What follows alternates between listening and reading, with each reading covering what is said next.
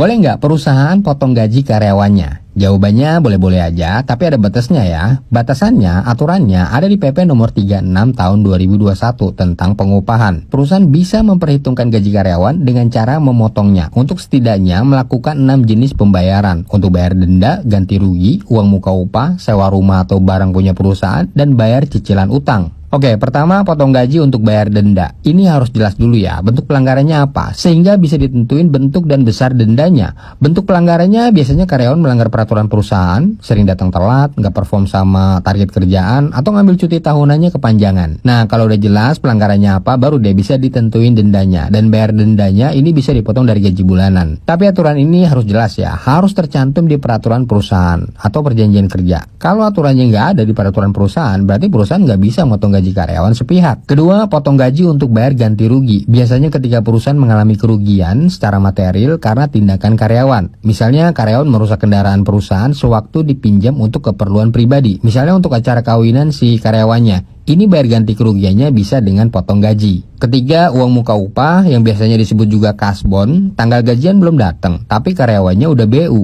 Akhirnya minjem uang ke perusahaan sebagai kasbon.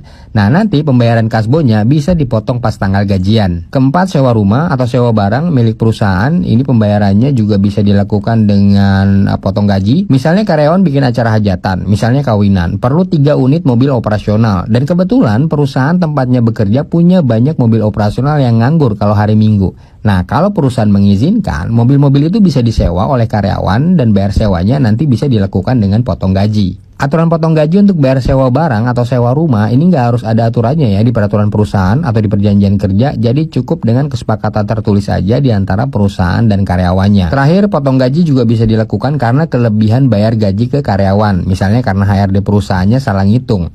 Nah, atas kelebihan bayar gaji ini, perusahaan bisa potong gaji karyawan di gajian bulan berikutnya. Dan aturannya juga nggak harus tercantum ya di peraturan perusahaan, jadi perusahaan bisa langsung potong gaji meskipun tanpa persetujuan karyawan yang bersangkutan. Oh ya, perusahaan juga bisa ya memotong gaji karyawannya untuk lebih dari satu tagihan. Jadi potong gajinya bisa sekaligus untuk bayar sewa barang, bayar cicilan pinjaman, termasuk juga bayar kasbon.